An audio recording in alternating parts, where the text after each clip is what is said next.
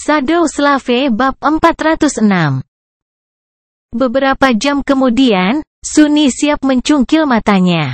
Bukan karena pelajaran yang diajarkan kepada Rain di sekolah membosankan. Tetapi karena dia harus melihat sekelompok anak yang berhak ada di ruang tertutup dan mempersulit semua orang untuk mempelajari sesuatu sebanyak mungkin.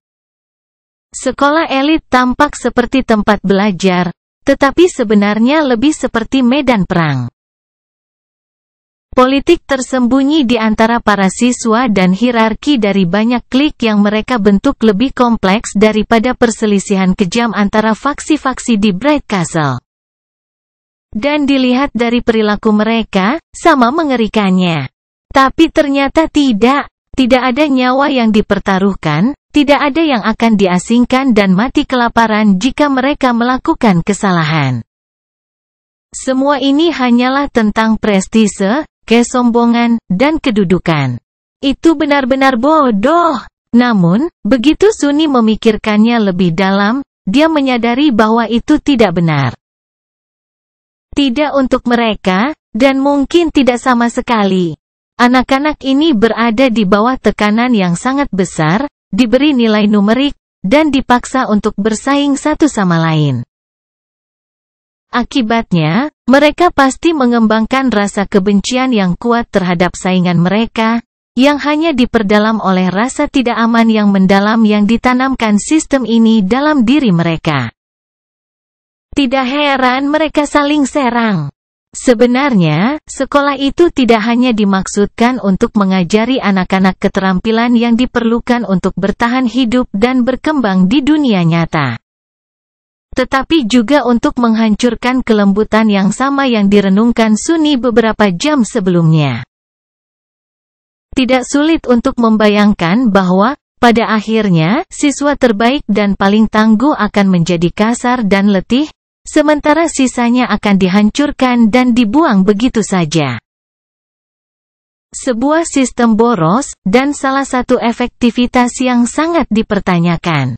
Menyeruput teh di kafe yang sunyi, Sunny menggelengkan kepalanya. Orang kaya.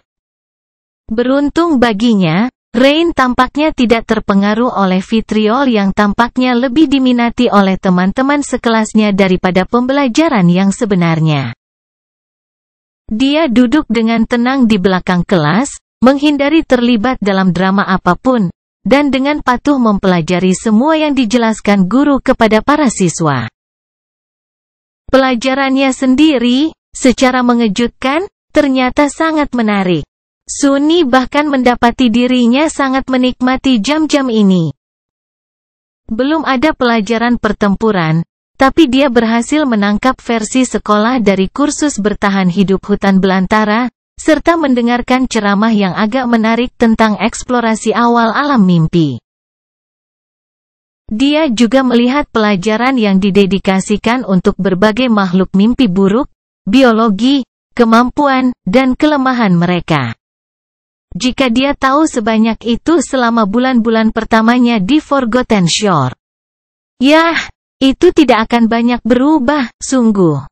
Tidak peduli seberapa banyak seseorang mengetahui tentang hal-hal ini, tidak ada penidur yang dimaksudkan untuk menghadapi tantangan sebesar itu.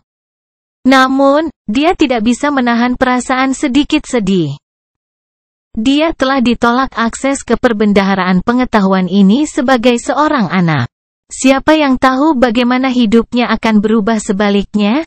Setidaknya itu akan jauh lebih menarik dan menyenangkan. Saat itu, dia memiliki gambaran tentang kedalaman pengetahuan Rain dan kesiapan keseluruhan untuk mantra mimpi buruk. Tetapi dia masih tidak tahu seberapa baik dia benar-benar dilatih. Dia harus melihatnya selama pelajaran pertempuran untuk itu. Setelah beberapa saat, Sunny menjadi sedikit bosan. Mendengarkan ceramah tentang spelltech tanpa sadar, dia melihat sekeliling kafe.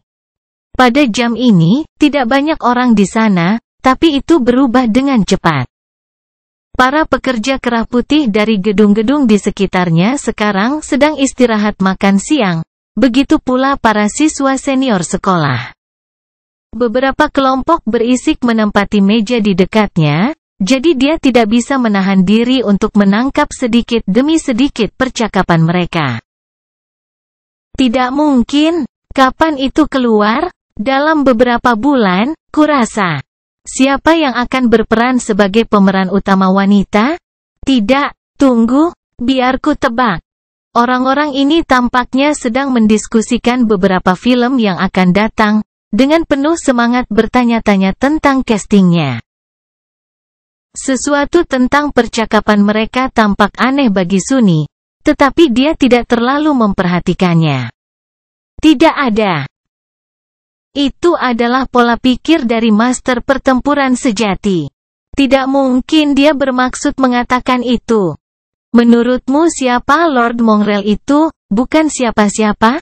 Tentu saja tidak. Dia hanya mengatakan itu karena dia menganggap status sosial dan kemasyhuran tidak ada artinya.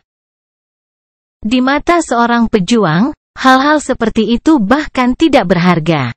Menyebutkan, satu-satunya hal yang penting adalah kekuatanmu. Itu sebabnya dia menyembunyikan asuhannya yang mulia. Sunny menatap sepasang pemuda yang sedang berdebat sengit, lalu menggelengkan kepala. Itu lucu. Apa peluangnya? Rupanya, ada tempat lain di luar sana dengan alias yang mirip. Dan pria itu. Dari apa yang bisa didengar Sunny, bukan hanya seorang badut total, tetapi juga berkeliling menyebut dirinya seorang lord. Berpura-pura menjadi seorang filsuf bijak dan mengajari orang-orang bagaimana menjadi pejuang sejati. Benar-benar idiot. Yah, angka. Lagi pula, hanya orang idiot yang akan memilih nama samaran seperti itu dengan sengaja. Aku ingin tahu apa masalah orang ini? Dia pasti sangat tidak aman tentang sesuatu, pastinya. Kemudian, bagaimanapun, dia harus fokus pada Rain lagi, karena dia akhirnya menuju dojo sekolah. Pelajaran pertempuran akan segera dimulai. Instrukturnya, secara mengejutkan, ternyata benar-benar terbangun. Itu adalah seorang pria berusia akhir 30-an, dengan perawakan perkasa dan mata dingin dari seorang petarung berpengalaman. Sunny tidak tahu aspek apa yang dimiliki pria itu, tapi dia jelas bukan non-kombatan yang dilindungi. Instruktur Rain adalah yang sebenarnya.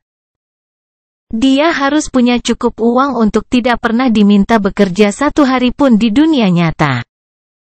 Jadi fakta bahwa dia mengajar banyak anak di sekolah berarti dia melakukannya karena prinsipnya atau karena kewajiban. Kepada salah satu orang tua mereka. Bagaimanapun, itu adalah hal yang baik untuk Rain. Sekitar 1 jam berikutnya, Sunny menyaksikan para siswa berlatih dan bertarung satu sama lain dengan berbagai senjata. Dia mengharapkan mereka menggunakan yang palsu. Tetapi yang mengejutkannya, instruktur yang bangkit bersikeras bahwa anak-anak itu mengenakan alat pelindung yang berat dan yang asli. Bahkan jika senjata itu tumpul agar tidak menimbulkan bahaya yang nyata. Pendekatan yang bagus, kurasa. Level Rain adalah lebih baik dari yang dia duga. Tidak sebanding dengan seseorang seperti Caster atau Nevis, tentu saja. Tetapi jauh lebih baik daripada apapun yang bisa dia lakukan di usianya.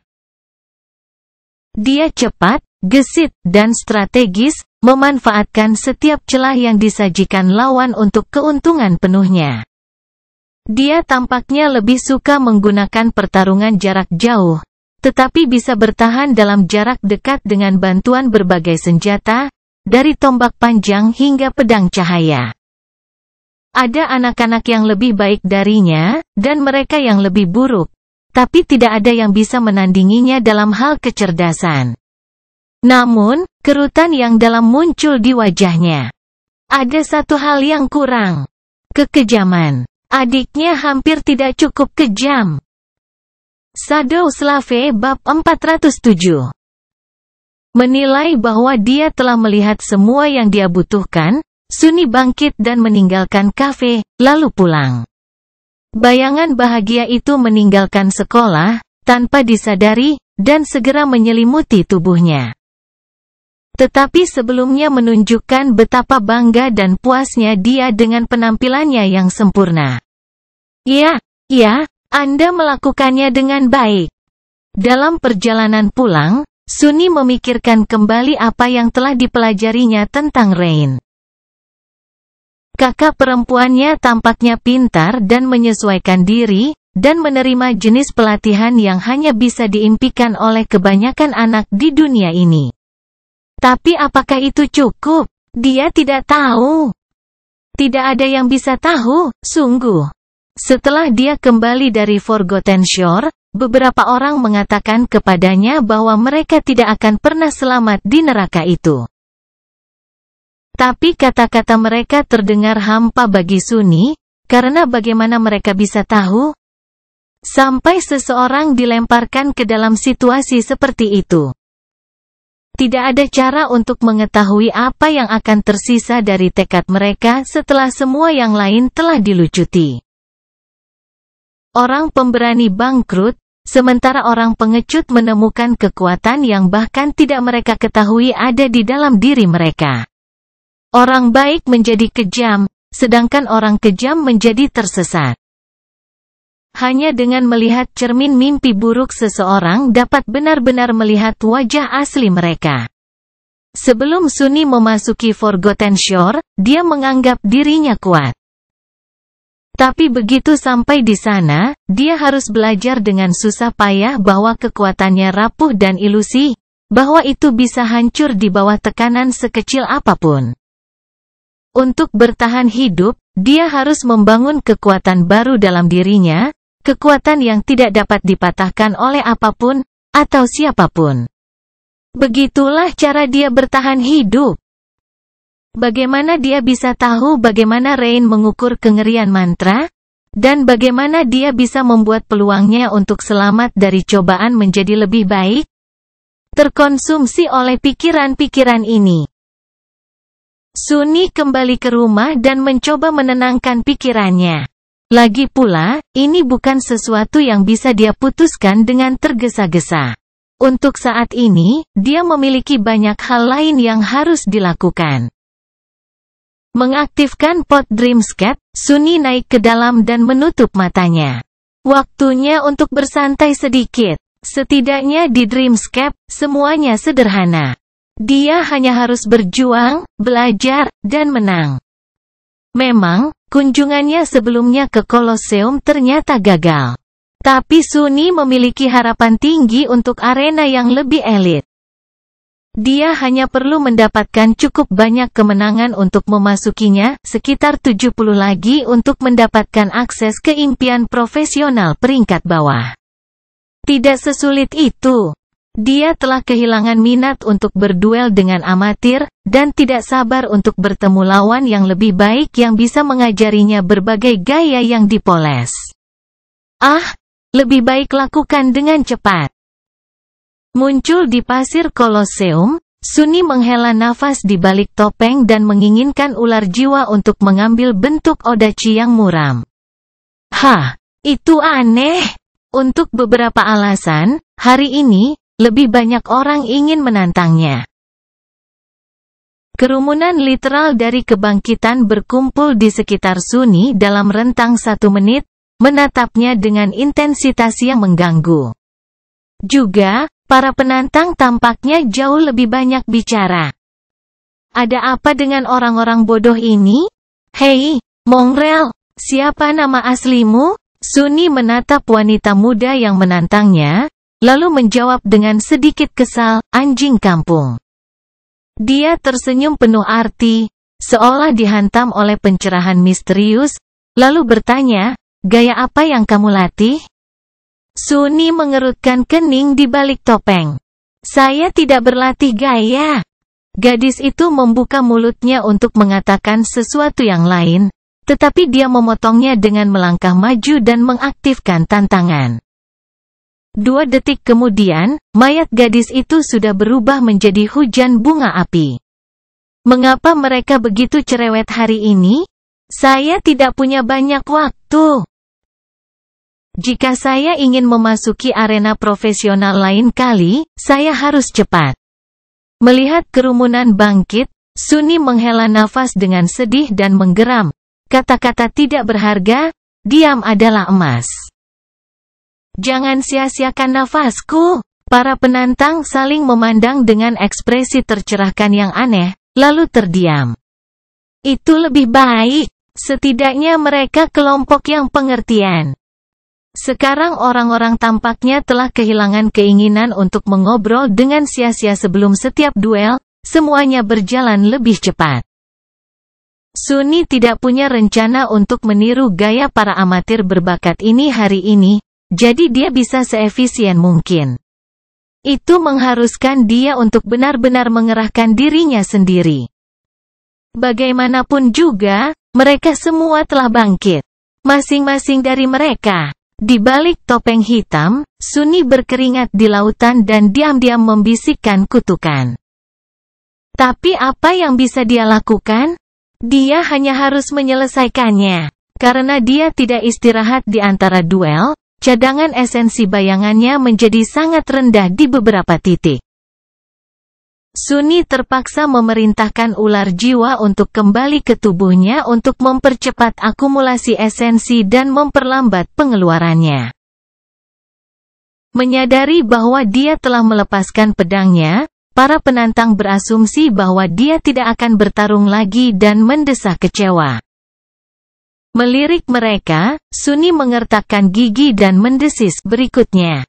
Dia tidak jauh dari mencapai tujuannya untuk hari ini, dan Mantle of the Underworld seperti senjata itu sendiri.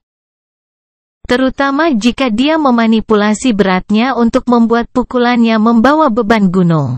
Secara metaforis, otot-ototnya yang kaku memprotes, tetapi dia menahan siksaan itu dan melanjutkan. Hanya beberapa lagi. Saat penantang berikutnya melangkah maju, Sunny berlari ke arahnya, membelokkan pukulan gada berduri dengan Vambres, dan memukul wajah pemuda itu dengan semua kekuatan yang bisa dikerahkannya. Gauntlet onyx hitam menjadi sangat berat saat terbang di udara, terhubung dengan kuat. Dan menyebabkan tengkorak pemuda itu meledak, kurang lebih. Sunny diam-diam terengah-engah dan mengutuk. Itu. Aku tidak bisa terus seperti ini lebih lama lagi. Untungnya, dia hanya memiliki beberapa duel lagi untuk dimenangkan. Sekitar 1 jam setelah memasuki Kolosseum, Sunny akhirnya mencapai kemenangan yang cukup untuk lolos ke arena yang lebih baik. Saat itu, dia sangat lelah sehingga dia merasa ingin muntah. Sialan.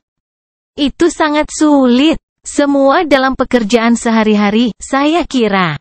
Melemparkan pandangan terakhir ke kerumunan yang diam bangkit, Sunny menggelengkan kepalanya. Sungguh sekelompok orang aneh. Dengan itu, dia memberi perintah pada Dreamscape dan meninggalkan ilusi, kelelahan dan puas dengan kemajuannya.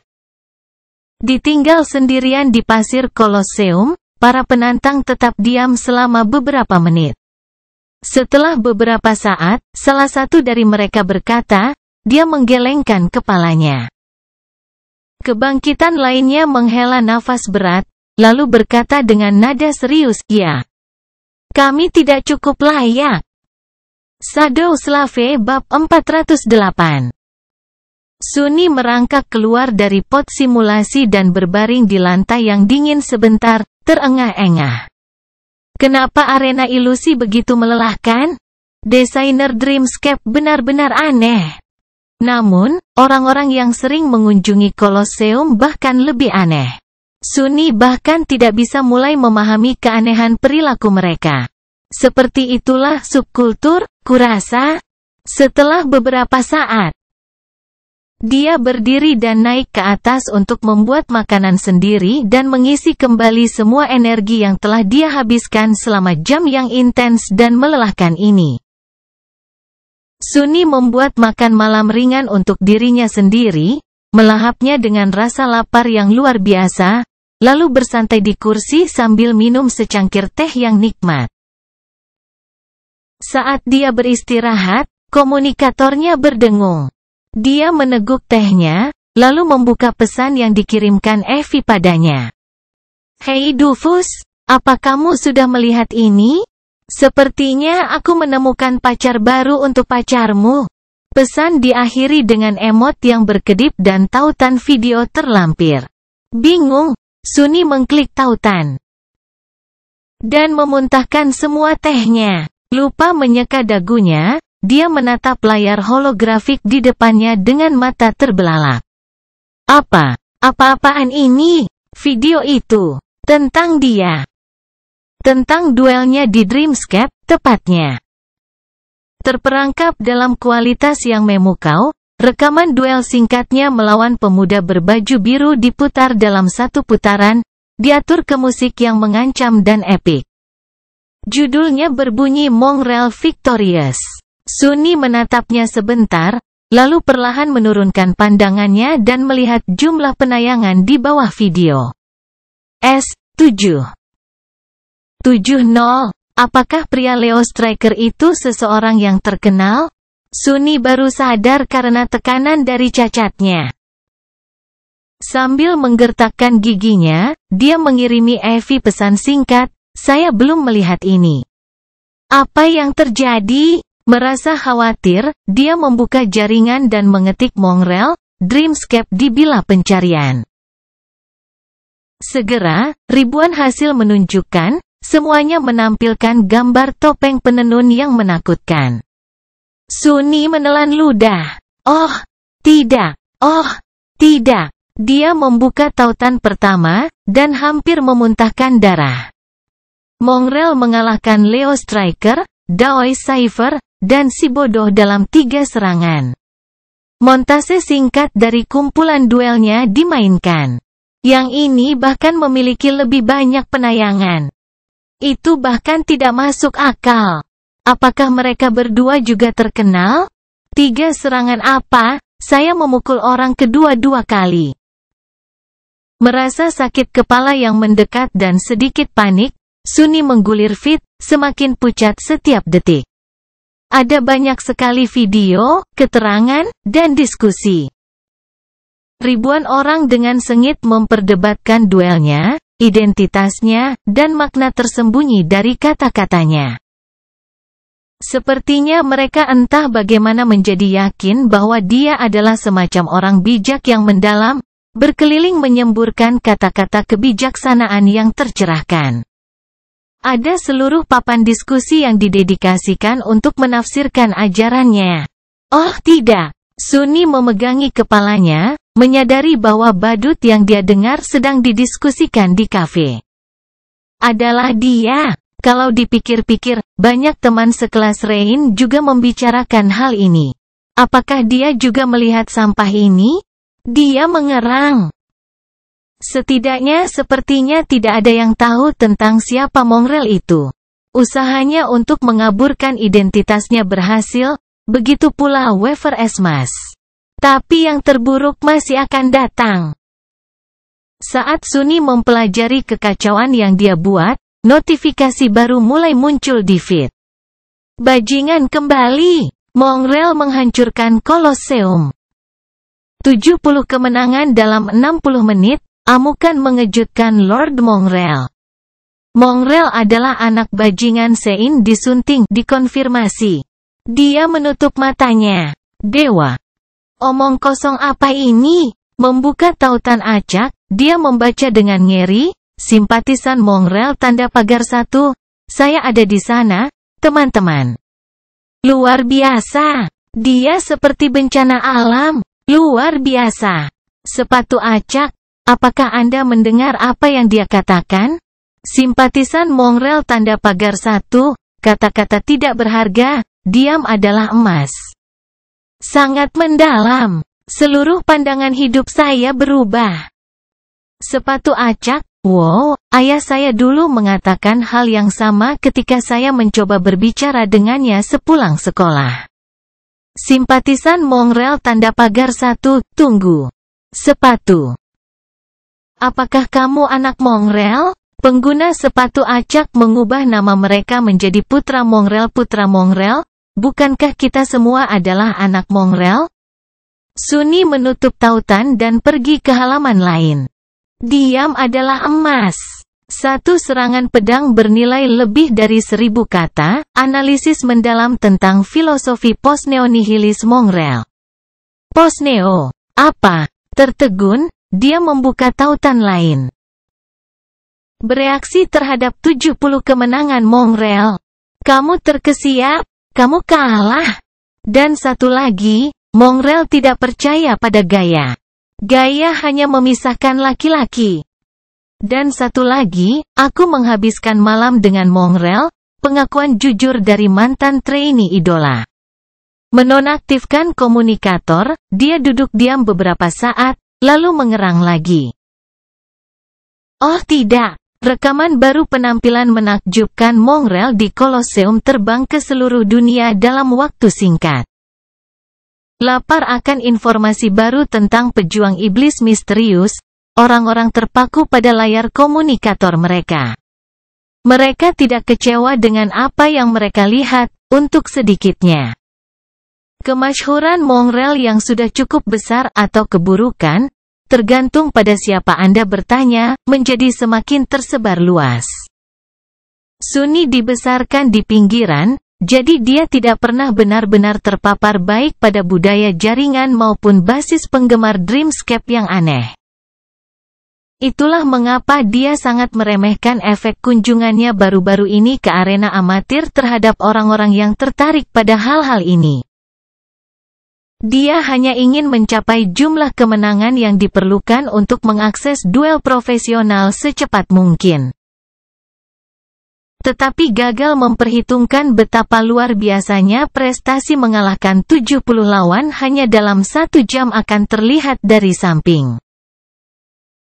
Terutama mengingat fakta bahwa dia telah membunuh setengah lusin terakhir atau lebih dengan tangan kosong, bahkan tidak repot-repot menggunakan senjata. Beberapa duel terakhir ini terlihat sangat mencolok, mengesankan, dan mengerikan. Jika sebelumnya orang menyebut Mongrel sebagai iblis pedang, sekarang dia hanya menjadi iblis di mata mereka. Yang lebih buruk lagi, meskipun Sunni membutuhkan seluruh kekuatannya dan banyak usaha untuk mencapai kemenangan ini, karena wajahnya selalu tersembunyi di balik topeng yang menakutkan. Dia tampak benar-benar tenang dan acuh tak acuh, seolah-olah mengalahkannya. Banyak orang berturut-turut bukanlah apa-apa baginya. Jalan-jalan di taman. Ditambah dengan fakta bahwa dia telah melepaskan pedangnya menjelang akhir jam dan kemudian pergi setelah menggelengkan kepalanya, sepertinya Mongrel bukan hanya iblis. Tetapi juga membuat semua duelis lainnya merasa jijik. Mongrel kecewa pada mereka. Kekecewaan itu menyulut api di hati banyak duelis di Dreamscape, mendorong mereka untuk berlatih lebih keras, meraih lebih tinggi, menjadi lebih kuat. Status Mongrel selalu ada di depan mereka. Mengingatkan para pemuda dan pemudi ini apa yang ingin mereka capai, anjing kampung kemenangan, 100 kekalahan, 0 dan tentu saja, mereka semua terus bertanya-tanya tentang identitas aslinya. Segera, seseorang membuat koneksi logis, seorang pejuang muda yang sangat berbakat muncul di Dreamscape segera setelah 100 orang yang selamat dari Forgotten Shore kembali ke dunia nyata. Membuat setiap orang yang terbangun di sana merasa malu.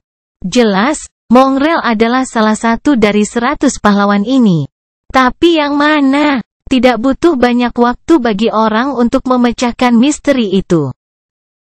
Di salah satu papan diskusi di jaringan, seorang pengguna anonim menulis, "Teman-teman, bukankah sudah jelas? Siapa yang terbaik dari prajurit Forgotten Shore? Dan juga memiliki alasan besar untuk merahasiakan identitasnya?" Yang lain menjawab, "Tunggu. Kamu benar, itu tepat di depan kita sepanjang waktu." Dan kemudian, berita mengejutkan menyebar melalui jaringan sebagai api, identitas asli Mongrel adalah Kai dari Nightingale. Shadow Slave bab 409. Agensi perwakilan Night dan Gale menerbitkan pernyataan resmi, idola populer dan ikon fashion, Night, bukan sensasi Dreamscape yang kontroversial. Juga tidak pernah berpartisipasi dalam aktivitas skandal apapun dengan alias Mongrel. Sunny membaca judul berita terbaru di layar komunikatornya dan menutupi wajahnya dengan tangan. Ya Tuhan! Bagaimana Kai yang malang akhirnya terlibat dalam kekacauan ini? Apakah dunia sudah benar-benar gila? Dia menatap ikon pesan di bagian bawah layar dengan gugup. Setengah berharap menerima pesan marah dari temannya. Atau terserah Sunny untuk meminta maaf sebelumnya. Bagaimanapun, Kai telah melihatnya membeli Mantle of the Underworld. Meskipun armor Onyx tidak terlihat sama seperti sebelum diperbaiki dan diubah dari batu murni menjadi logam aneh seperti batu, ada kemungkinan dia akan mengenalinya. Mengapa hidup begitu sulit? Sunny menggeleng kesal dan menatap langit-langit. Dan kemudian ada masalah tentang hujan. Sunny memperhatikannya berjalan pulang melalui mata bayangan, dan sekali lagi dilanda ketidakpastian. Apakah dia perlu campur tangan? Apa cara terbaik untuk membantunya? Apakah dia bahkan membutuhkan bantuannya? Tidak ada jawaban yang mudah untuk semua pertanyaan ini. Dia mematikan komunikator, duduk dalam kegelapan sebentar, lalu berdiri dan pergi ke dapur. Mengambil kembali semua barang yang bisa rusak dengan cepat dari lemari es yang rusak, Sunny memasak sendiri makan malam yang dekaden dan makan dalam keheningan yang mencekam. Persetan dengan ini. Saya akan menangani semua masalah ini setelah kembali dari Pulau Bangkai Kapal. Tidak perlu waktu lama bagi saya untuk mencapainya, menyelidiki, dan tetap kembali. Paling seminggu. Mengapa membuang-buang waktu untuk semua omong kosong ini ketika ada harta karun yang menunggunya di alam mimpi? Sunny sudah mengambil semua informasi terkait yang bisa dia temukan dari database akademi. All Awaken memiliki beberapa tingkat akses ke dasar pengetahuan bersama tentang alam mimpi dan makhluk mimpi buruk. Dan karena posisinya sebagai asisten peneliti yang ditugaskan di Fakultas Kelangsungan Hidup Hutan Belantara, dia memiliki lebih dari kebanyakan. Itu tidak cukup untuk melakukan ekspedisi berbahaya seperti itu, tapi setidaknya memberinya pemahaman dasar tentang apa yang diharapkan. Selebihnya dia harus belajar dari orang-orang di Sanktuari yang benar-benar memiliki pengalaman melintasi bagian-bagian dari Chain Isles itu. Dan kemudian, ada juga Casey. Dia bisa membantunya lebih banyak lagi. Dengan seringai gelap, Sunny mencuci piring, menghabiskan beberapa saat mengagumi desain dan pengerjaannya, lalu bersiap-siap untuk tinggal lama di alam impian. Segera, dia memasuki ruang bawah tanah, mengaktifkan tingkat keamanan maksimum, dan naik ke peti mati baja dari pot tidur. Saat tutup sarkofagus ditutup, dia menghela nafas dan berpikir, 1 minggu. Aku yakin semua orang akan melupakan semua tentang kebodohan Mongrel ini dalam seminggu. Bayangan suramnya dengan sedih menggelengkan kepalanya. Sunny membutuhkan 1 hari penuh untuk berbicara dengan semua orang yang dia perlu ajak bicara dan mengumpulkan cukup informasi tentang Pulau Bangkai Kapal dan rute yang bisa dia ambil untuk. Ternyata, perjalanan itu dijanjikan akan lebih berbahaya dari yang dia duga. Terbangun biasanya tidak pergi sejauh itu ke hutan belantara Chain Isles sendirian, dan bahkan kelompok mapan pun enggan untuk menjelajah sedekat ini ke air mata. Makhluk mimpi buruk di luar sana ganas dan kuat, dan pulau-pulau itu sendiri menghadirkan lebih banyak bahaya daripada di sini di tepi wilayah. Namun, orang-orang itu tidak memiliki aspeknya. Sunni tidak menganggap dirinya lebih kuat daripada kelompok penuh awaken yang berpengalaman, tetapi kekuatannya disesuaikan dengan sempurna untuk pengintaian, penjelajahan, dan pelarian. Bahkan jika dia akan menghadapi musuh yang sangat kuat, dia cukup yakin akan kemampuannya untuk setidaknya melarikan diri. Plus, dia punya Sein. Setan pendiam itu bernilai setengah kelompok sendirian dan sendirian. Saat matahari merangkak turun dari ketinggian langit di atas, dia mendapati dirinya berada di kamarnya, mempelajari peta sementara dari Chain Isles. Di atasnya, Sunni telah menandai rute potensial ke Shipwreck Isles, serta bahaya yang diketahui akan dihadapinya di jalan. Tentu saja, peta seperti itu tidak sepenuhnya bisa diandalkan. Makhluk mimpi buruk cenderung bermigrasi dan melakukan perjalanan antar pulau untuk menghindari penghancuran. Tetapi makhluk yang benar-benar menakutkan cenderung tetap diam. Bahkan dengan mempertimbangkan bahwa beberapa tempat yang ingin dia lalui ternyata tidak dapat diakses karena memasuki fase pendakian.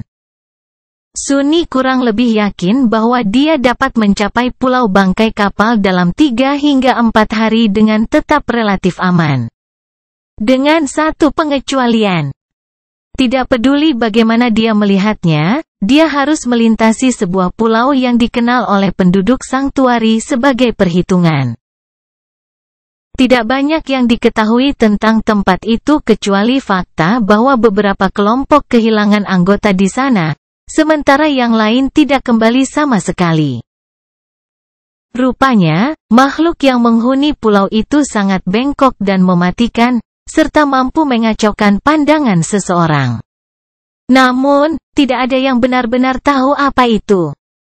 Yang bisa diketahui Sunni hanyalah bahwa makhluk itu kemungkinan besar tidak rusak. Orang-orang mendapat kesan bahwa itu adalah peringkat jatuh, tetapi memiliki pendapat berbeda tentang apa tepatnya kelasnya. Sepertinya itu bukan Tyrant, setidaknya. Aku bisa bertarung dengan sangat baik bahkan jika itu mempermainkan penglihatanku.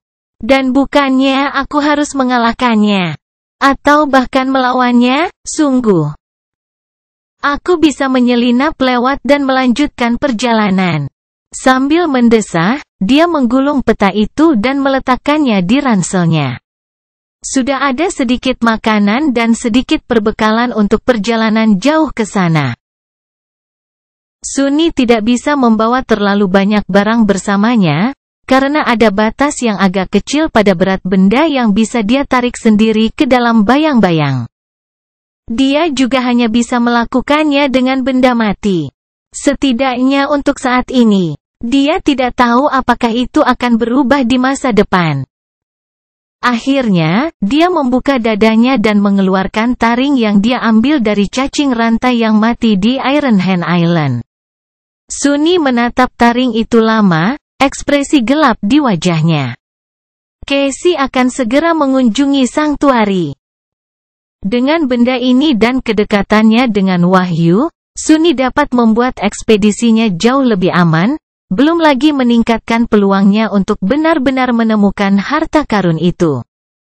Atau dia bisa menghindari keharusan meminta bantuannya dan mengambil lebih banyak risiko, tanpa jaminan kesuksesan. Setelah beberapa saat, Sunni melemparkan kembali taring itu ke peti dan menutup-tutupnya. Aku lebih baik mati, sejujurnya. Dengan senyum muram, dia mengunci peti itu, mengambil tasnya, dan menuju ke pintu keluar. Saat matahari bergulir ke pelukan gelap langit di bawah dan menghilang, dia meninggalkan tempat perlindungan yang aman, mendekati tepi pulau, dan melompat ke salah satu rantai surgawi. Shadow Slave Bab 410. Sunni melakukan perjalanan ke barat laut, berusaha menempuh jarak sejauh mungkin di malam hari. Dia bergegas melintasi rantai raksasa sebagai bayangan yang cepat, membubung ke atas pulau, melintasinya dengan berjalan kaki, dan terjun ke dalam kegelapan begitu dia mencapai sisi lain. Dia bergerak melintasi Chain Isles dengan kecepatan yang patut ditiru. Tapi masih tidak secepat seseorang yang mampu terbang. Menggunakan shadow step menghabiskan banyak esensi bayangan, jadi dia harus sering mengisinya kembali untuk terus menaiki rantai surgawi. Namun, itu menempatkannya dalam banyak bahaya. Pulau-pulau itu penuh dengan segala jenis makhluk mimpi buruk, serta alam yang mematikan. Yah, tidak alami, sungguh. Ancaman. Sunny harus tetap berhati-hati setiap saat, menjaga satu bayangan melilit tubuhnya sementara yang lain mengintai ke depan. Dia bersembunyi dalam bayang-bayang untuk menghindari pertempuran dengan kekejian yang berkeliaran atau, jika tidak ada pilihan lain, berteleportasi. Lompatan ini, bagaimanapun, hanya berfungsi untuk melahap lebih banyak esensinya, memaksanya untuk beristirahat dan mengedarkannya melalui gulungan Soul Serpent saat dia menunggu intinya terisi. Sebagian besar waktu, dia tidak merasa ada ancaman nyata bagi hidupnya. Kombinasi atribut dan kemampuan Sunny membuatnya menjadi mangsa yang sangat sulit untuk diburu. Tidak peduli kengerian macam apa yang dicoba, dia selalu berhasil lolos setidaknya untuk saat ini. Selama dia tidak menjelajah ke wilayah makhluk mimpi buruk yang benar-benar menakutkan. Seperti iblis rusak yang mengklaim beberapa pulau atau makhluk yang tinggal di sisi gelapnya, dia akan baik-baik saja selama dia mengatur esensinya dengan hati-hati. Namun, melawan kekejian yang kuat itu, bahkan menjadi bayangan bukanlah jaminan keselamatan. Dia masih ingat dua obor hantu di ruang bawah tanah di bawah reruntuhan katedral di kota kegelapan. Dalam perjalanannya, Sunny mengunjungi banyak pulau yang telah dia jelajahi sebelumnya, dan beberapa pulau yang tidak pernah dia kunjungi. Masing-masing mematikan dengan caranya sendiri, dan menyembunyikan misteri yang memikat. Yang sebagian besar pasti akan berubah menjadi jebakan yang tak terhindarkan, tentu saja. Dia menekan rasa ingin tahunya dan melewatinya. Dengan dua langit penuh bintang terang, Chain Isles sangat memukau di malam hari. Bahkan saat bergegas maju dan bersembunyi dari kekejian yang menghuni tanah yang menakjubkan dan mengerikan ini, Sunny tidak bisa tidak mengagumi keindahannya yang kelam. Tapi hal-hal indah adalah yang paling berbahaya. Sekarang, dia telah mempelajari pelajaran itu dengan sangat baik. Saat fajar, Sunny akhirnya sampai di pulau yang seharusnya menjadi perhentian pertama dalam perjalanannya. Itu adalah tempat terpencil di mana tidak ada yang hidup, dengan tanah berbatu dan banyak kawah tumbukan kecil yang ditinggalkan oleh puing-puing di pulau tetangga. Rantai yang menahan pulau itu pernah putus dulu sekali. Akibatnya, tidak tertahan oleh apapun, ia melambung tinggi ke langit dan akhirnya hancur berkeping-keping oleh penghancuran. Tetangganya yang tersisa bukanlah orang yang istimewa bagi Sunny, tapi itu adalah tempat yang bagus untuk beristirahat dan mengatur napas. Bersembunyi di salah satu kawah, Sunny sarapan dengan kikir dan minum dari mata air tanpa akhir. Kemudian, dia melihat matahari terbit, mempelajari petanya selama beberapa menit, dan memanggil orang suci. Saat iblis pendiam itu melangkah keluar dari bayangannya pada jarak yang cukup jauh untuk tidak membuatnya terkena efek pengikisan jiwa dari sumpah patah, tentu saja, Sunny meliriknya. Dengan lelah mengusap wajahnya, dan berkata, "Saya akan tidur. Silakan berjaga-jaga." Bayangan itu menatapnya dengan acuh tak acuh sesaat, lalu menarik anak panah ke tali busurnya dan berbalik. Sunny menghela napas. Dia bisa melakukannya tanpa tidur selama beberapa hari lagi, tetapi bijaksana untuk menjaga dirinya dalam kondisi terbaik. Orang tidak pernah tahu apa yang bisa terjadi di alam mimpi. Menggunakan ranselnya sebagai bantal, Sunni berbaring dan menutup matanya. Hanya beberapa jam, sehari kemudian, dia mencapai perhitungan. Pulau tak menyenangkan yang ditakuti oleh begitu banyak orang di sanktuari itu besar, terbentang tidak kurang dari belasan kilometer. Lebih buruk lagi, itu hanya didukung oleh 2 rantai, yang letaknya hampir persis berseberangan. 2 sampai ke yang berikutnya, Sunni tidak punya pilihan selain melakukan perjalanan ke seluruh pulau. Ada rerumputan yang menutupi tanah, dengan hutan pohon cemara yang tinggi terlihat di kejauhan. Dia bisa melihat bukit berbatu di kejauhan, dengan air terjun yang mengalir deras dari tebing yang sudah lapuk. Sama seperti di mana-mana di Chain Isles, tidak jelas dari mana air itu berasal dan kemana perginya. Sunni sudah terbiasa dengan keanehan tanah ini untuk memperhatikannya. Perhitungan tampak seperti tempat yang indah dan tenang. Sangat indah, bahkan. Namun, melihatnya melalui mata bayangan, Sunni tidak bisa menahan perasaan tidak nyaman yang mendalam. Sesuatu.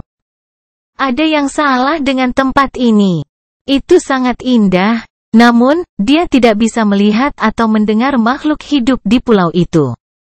Tidak ada suara selain gemerisik angin, tidak ada gerakan selain goyangan pelan pepohonan. Tidak ada binatang buas, tidak ada serangga, tidak ada apapun. Tidak ada satupun makhluk mimpi buruk yang terlihat berkeliaran di hamparan pulau yang damai. Apa yang bisa begitu mengerikan sehingga bahkan makhluk mimpi buruk pun tidak berani datang ke tempat ini? Atau apakah mereka telah dibantai oleh pemilik pulau? Jika demikian, di mana tulangnya? Atau debu tulang, setidaknya. Aku tidak suka ini. Awalnya, Sunni berpikir untuk melintasi Rekoning dengan caranya yang biasa, berjalan kaki. Tapi sekarang, dia berubah pikiran. Lebih baik menyia-nyiakan esensi bayangan tambahan daripada mengambil risiko bertemu langsung dengan penguasa tempat yang tidak menyenangkan ini. Jika memiliki wajah. Dengan cemberut, Sunni menggunakan shadow step untuk meninggalkan rantai surga dan muncul di permukaan pulau, di dekat bayangan yang dia kirim untuk melihatnya. Sunni tidak mengambil bentuk fisik, lebih memilih untuk tetap inkorporeal. Dengan begitu, dia akan bisa mencapai sisi lain dari perhitungan yang tidak terlihat. Ngomong-ngomong, di mana makhluk mengerikan itu?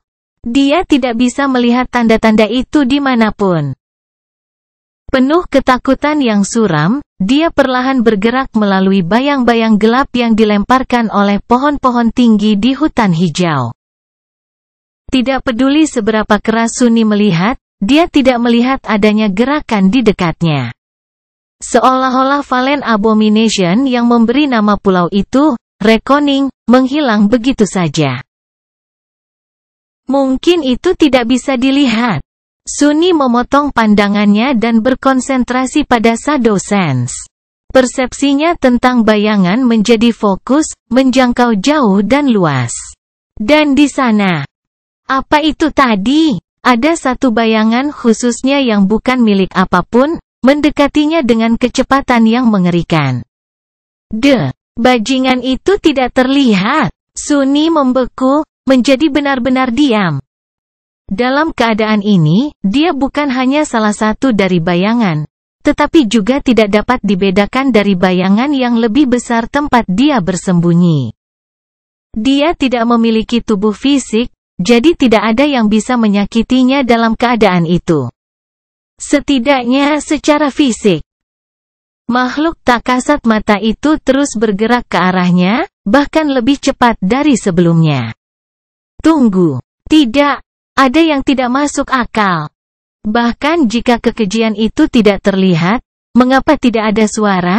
Mengapa rumput tidak membungkuk di bawah kakinya? Seolah-olah makhluk mimpi buruk yang tinggal di perhitungan itu. Sungguh Sebuah bayangan. Sebelum Sunny sempat bereaksi, pemilik perhitungan sudah mendatanginya. Dan kemudian, dia belajar bahwa bayangan juga bisa merasakan sakit.